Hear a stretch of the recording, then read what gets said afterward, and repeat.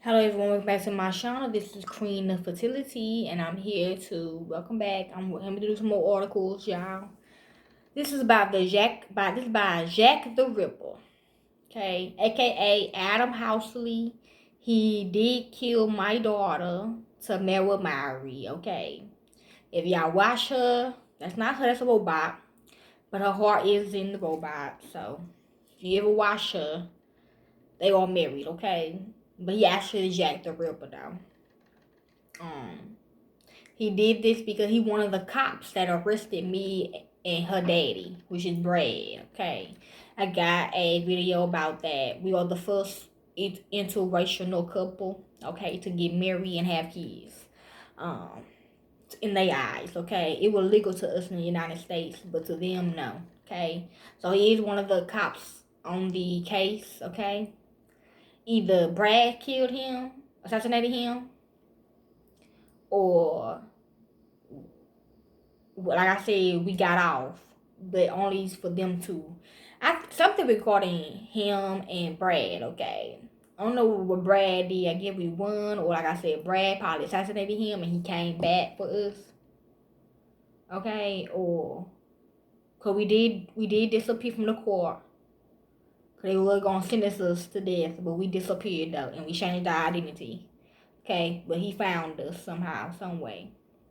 He actually done had some memory when I first just had her. So we ain't never really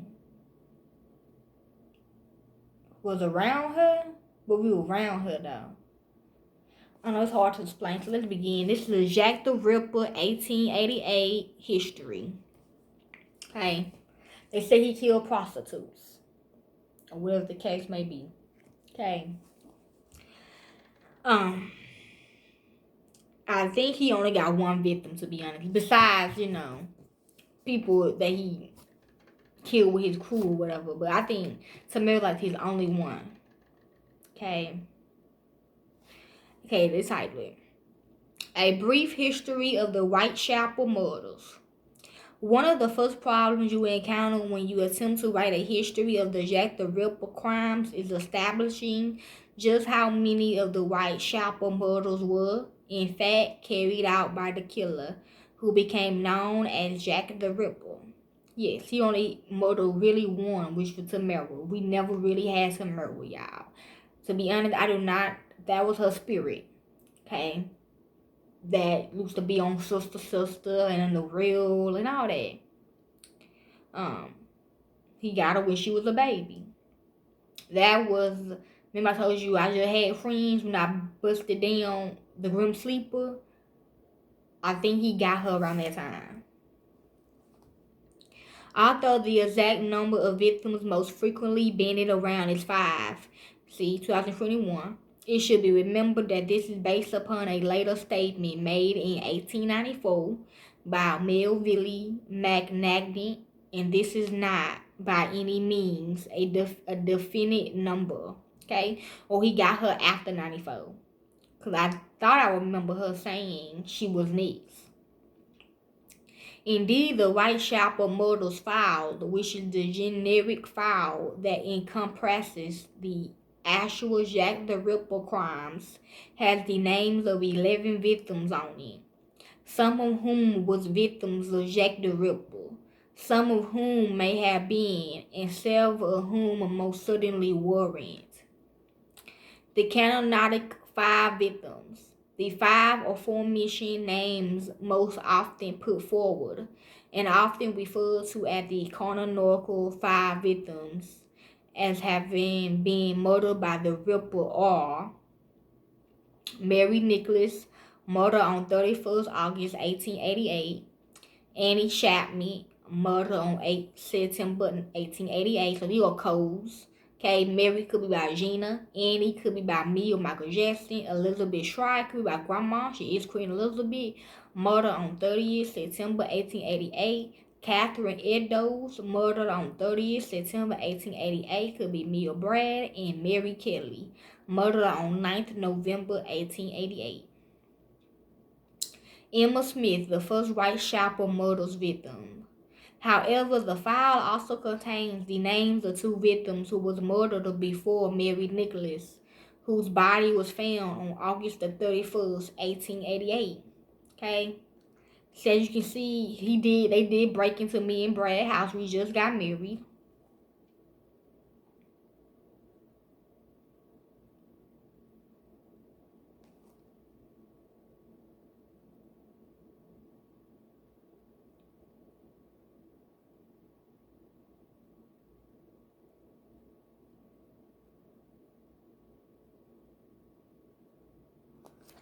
The murder of Emma Elizabeth Smith.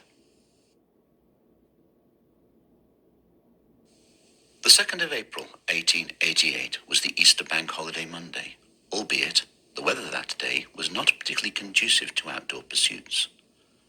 As one newspaper put it in its next day's edition, the weather in London yesterday was very unfavourable for holiday making.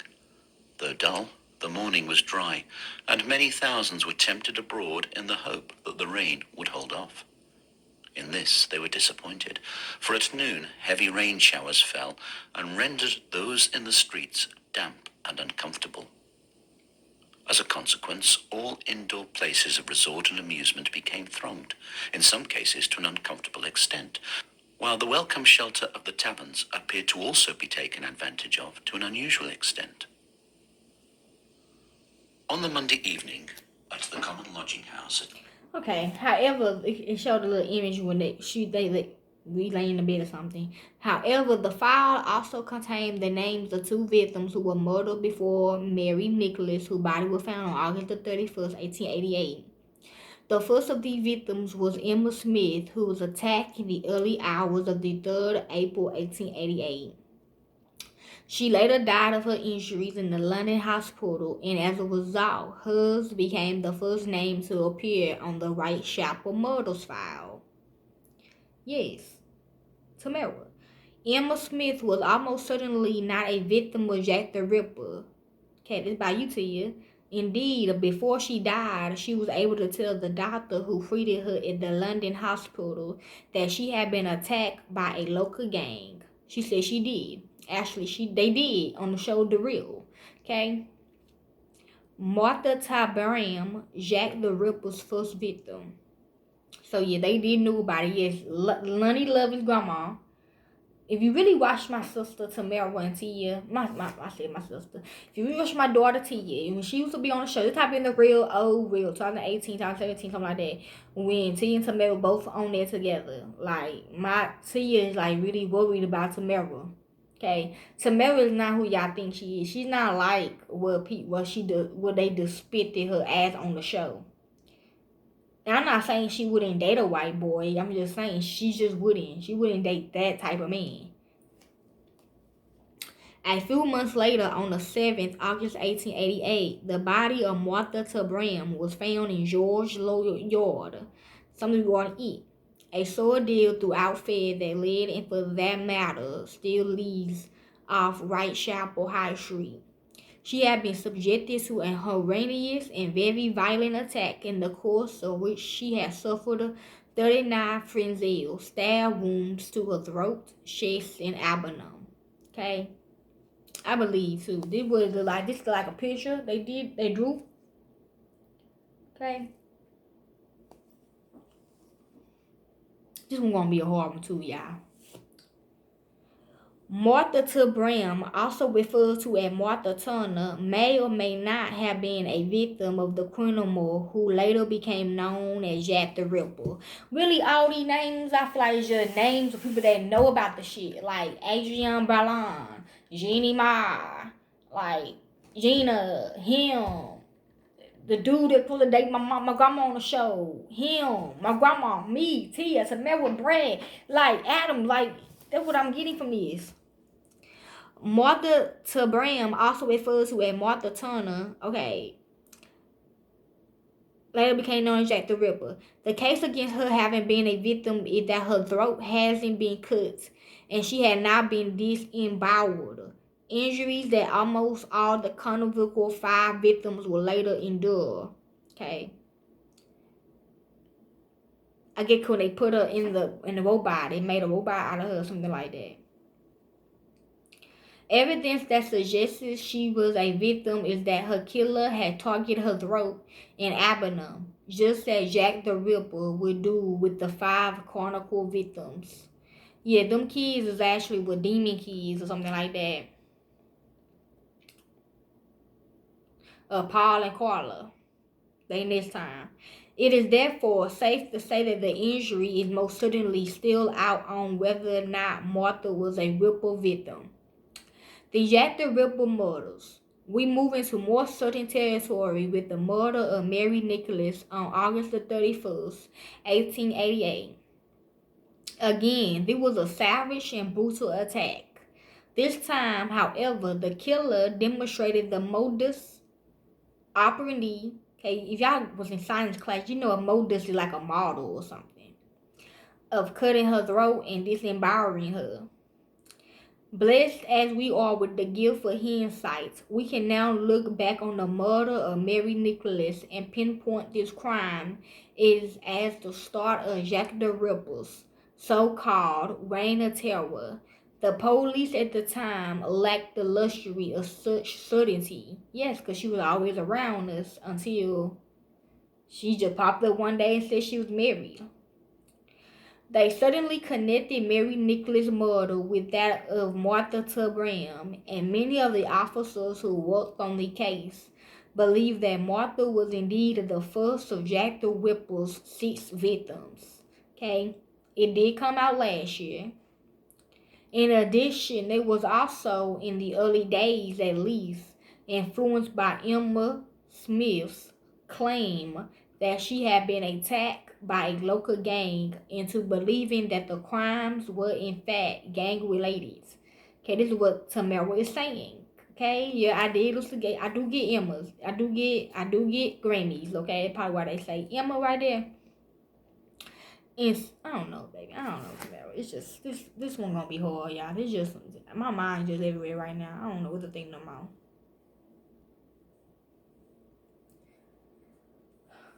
Okay, Inspector Abeline takes charge. If you look at this picture, he look like Adam Housley, because that is him. We could never catch Jack the Ripper, okay? We didn't even know about him, okay, until the video 94, when he was in my daughter's house in all that black, okay? And he said his name in the video. As a result, it was decided that the investigation needed to be headed by an officer who had a good working knowledge of the East End criminal underworld. Okay, this is about me. Thus, it was that in early September 1888, I did buy the city in 88, Inspector Frederick George Abeline, a man who, prior to his promotion out of the area the previous year, had spent the best part of 14 years as a detective in the district where the crimes were occurring, were brought in to take overall charge of the on the ground investigation. Okay, so we're going to me as a police officer. Abeline would become one of the most important of the investigating officers, and on the whole, yes, I was. He was able to avoid the general press criticism and ridicule that other, more senior officers were subjected to. Indeed, it seems that Abeline was universally respected, not just by his fellow police officers and superiors, but also by the press and the public at large. Okay. We do got a lot of people on this Tamara. Tia too, y'all. This little friend, y'all. She already had an inkling, y'all. She already talked about this. We all talked about this, y'all. They was just random notes about this, okay? It's just mine everywhere right now. But they will show you, y'all.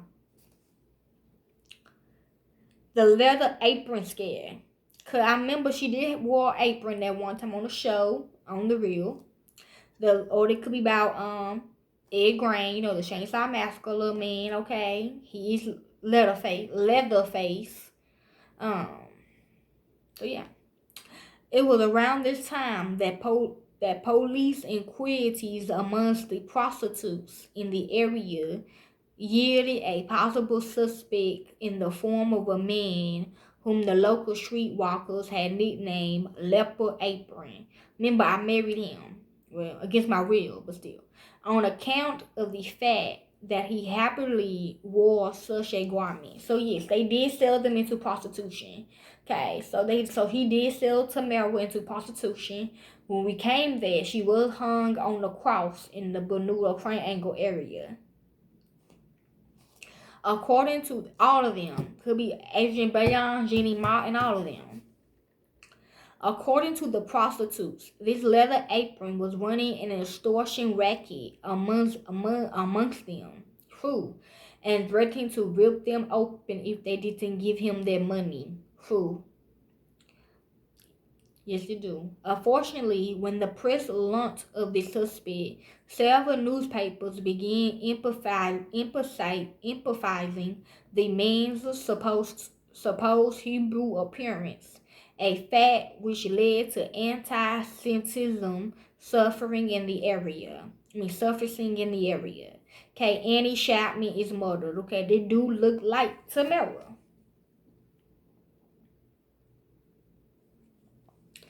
It was against this background that on the 8th of September 1888, the body of another prostitute was discovered in the backyard on 29 Hanbury Street, less than a mile away from Bucks Row, where the previous murder of Mary Nicholas had taken place just a week before.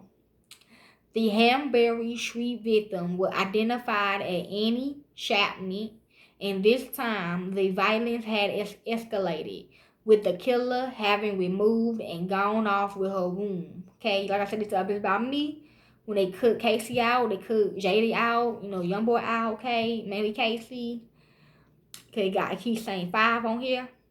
The fact that a freshly washed leopard apron was found close to her body, coupled with the press, yes, they said it was an apron in my car, coupled with, I'm seeing the movie Urban Legend, coupled with the press sensationalism concerning the identity and race of the policy main suspect, caused the anti-sentiments to boil over into full-scale racial unrest. Desperate to restore order, the authorities flooded the area with police officers, an action which had the effect of both stilling the allegation and, since no murders took place for a full week, appears to have made it difficult for the killer to strike again. Letter Apron arrested. I did arrest Ed Rain first. Kinda, okay. Shortly after the murder of Annie Chapman, Sergeant, for you two there, yeah, your little be chapped. Sergeant William Dickey arrested local man John Pizzle, okay, yes, they are Johns, maintaining that he was known in the area as a leopard apron. Pizzle, however, was able to provide cast-iron alibis as to his whereabouts at the time of the most recent murders. He was therefore ruled out as a suspect, and he even appeared at the inquest into Annie Chapman's death, where he was officially and publicly cleared of any involvement in the crimes. The Mile End Vision Committee, on the 10th of September 1888, a group of local businessmen and tradesmen formed the Mile End Vision Committee and elected local builder Mr. George Lusk as their president. And films about the Jack the Ripper murders. There is a film about it. It's another movie too. It's just called The Ripper though.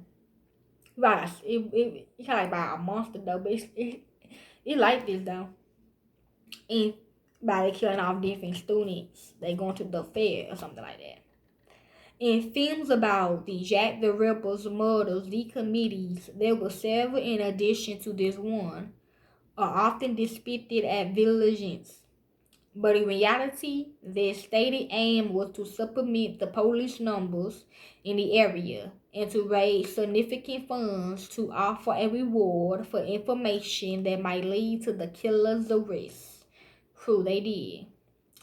As a result of his vigilante committee activities, Mr. George Lust became something of a local celebrity, and his name began appearing in the newspapers on a regular basis when he married Samara.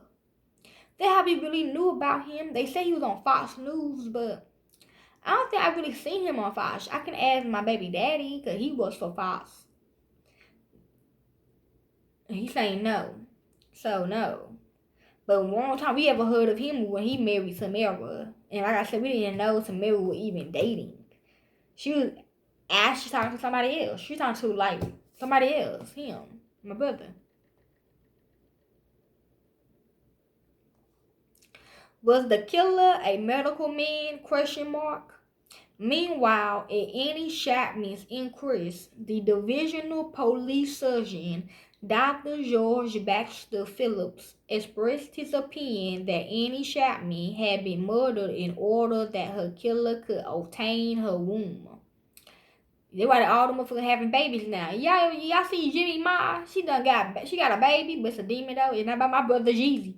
Can know that. And Adrian Ballon got a baby. It ain't not about that pastor man either, cause he deceased. Yeah.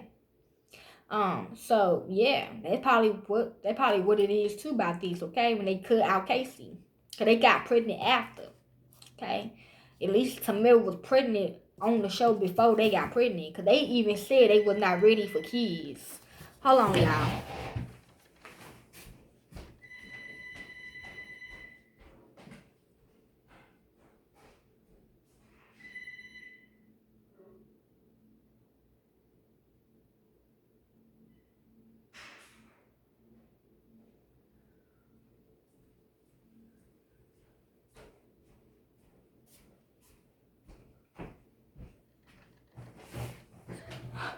Okay, I'm back. Hold on.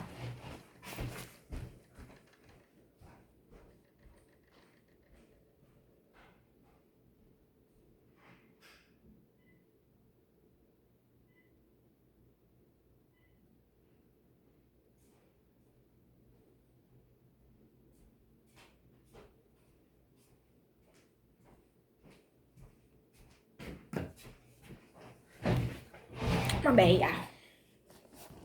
Okay, was the killer a medical man? Okay, yeah. Yes.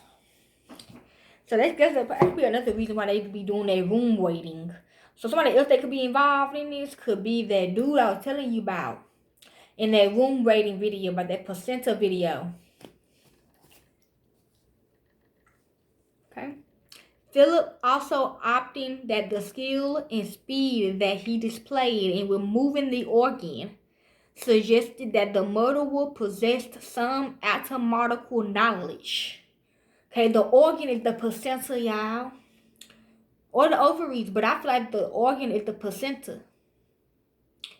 The coroners caused it a sensation. Okay, this could be the man, okay? They know how to do it. You know what they're talking about? During his summing up at the inquest into Annie Chapman's death, the coroner, Ryan Baxter, caused a sensation by revealing that the sub-curator of a pathological museum at one of the London medical schools had approached him with information about a certain American doctor who had offered him 20 euros for each room.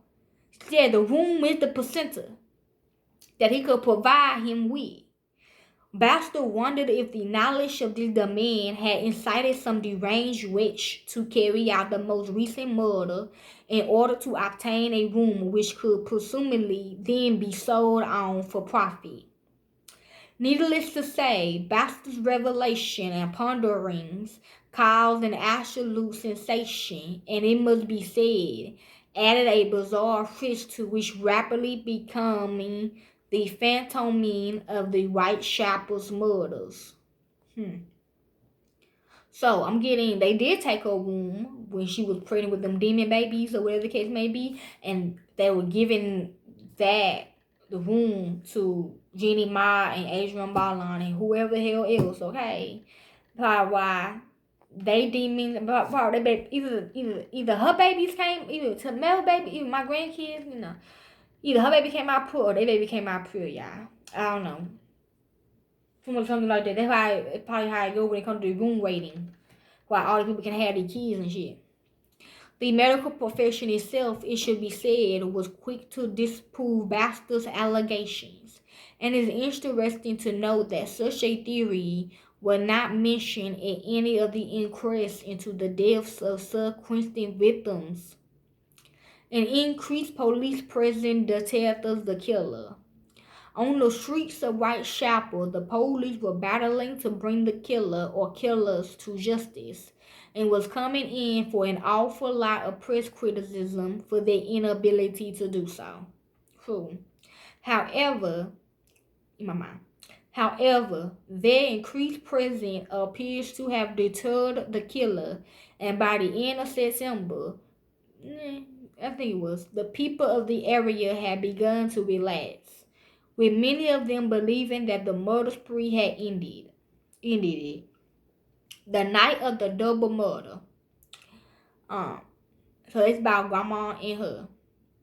But on Tamara. But on 30th September 1888, the Whitechapel murderer returned and killed 2 women in less than an hour. The first victim was Elizabeth Stride, whose body was found by Louise Dismushes, and he turned his pony and cart into a dark yard off Burnell Street at 1 a.m. The fact that her throat had been cut, but the rest of her body had not been mutilated, led the police to surmise that the killer had, in fact, been interrupted by Dismushes as he entered the yard. The second victim that morning was Catherine Edrose, whose horrifically mutilated corpse was found in Mercer Square in the city of London at 1:45 a.m.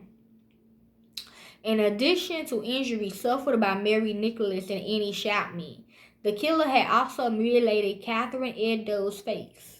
He had also removed and gone off with her uterus and left kidney. See?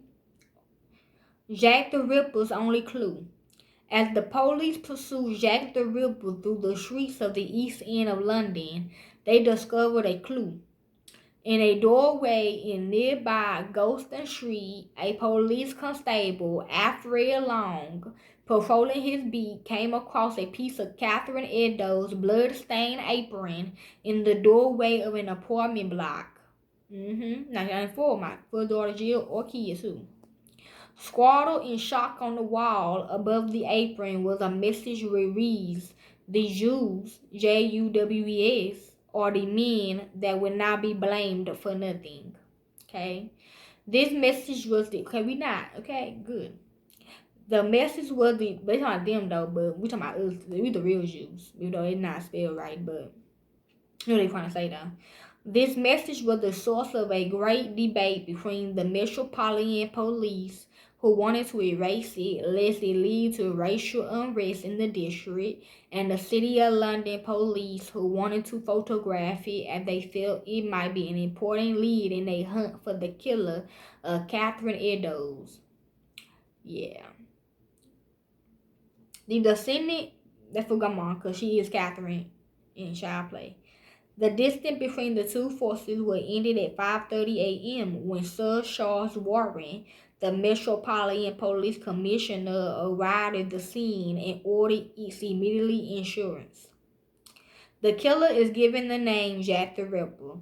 In the wake of what the press dubbed the double event, the police decided to make public a letter which a few days previous had been sent to a London news agency. Written in red ink, it purported to have been written by the killer and boasted that the police won't fix me yet, having gloated over what he had done to this, because they know they had time, okay? This is their time, okay? Not no more now. It's our time now. And boasted that the police won't fix me, having gloated over what he had done to these supposed victims. Everybody's time is up one day, okay? Supposed victims, and stating that he would do this to his next victim. Probably foresee you this time, but he not. The author signed the letter Jack the Ripper. Okay. Jack. Okay. Jack means stealing. Whipping her. Okay. Okay, the Ripper is also codes for white supremacists. Caught on immediately and helped turn a series of so did East End murders into an international phenomenon. Indeed, it is safe to say that part of the reason why this particular set of crimes are still so famous, is because of that name. Host letters start coming in.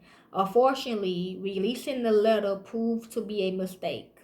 The police quickly deduced that it hasn't been written by the killer, but rather was the work of a London journalism.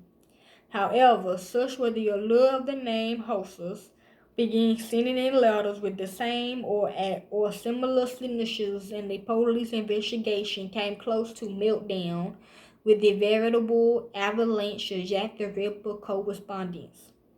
Mr. Luck's letter from hell. One of the most famous of the pranks missive was sent to Mr. George Lusk, the president of the Mile End Villaging Committee in mid-October 1888. Famously, this letter was addressed from hell, and it contained half a kidney, which according to the letter's writer, he took from one victim. See? Just a mirror. Despite lurid press speculation that the kidney sent to Mr. Luck was indeed half of the one taken from the body of Catherine Eddowes, the consensus among police and doctors was that it was in fact a sick prank perpetrated by a medical student. However, the whole of October went by without another murder, and once more the people of the area entered November believing that the killing spree was over.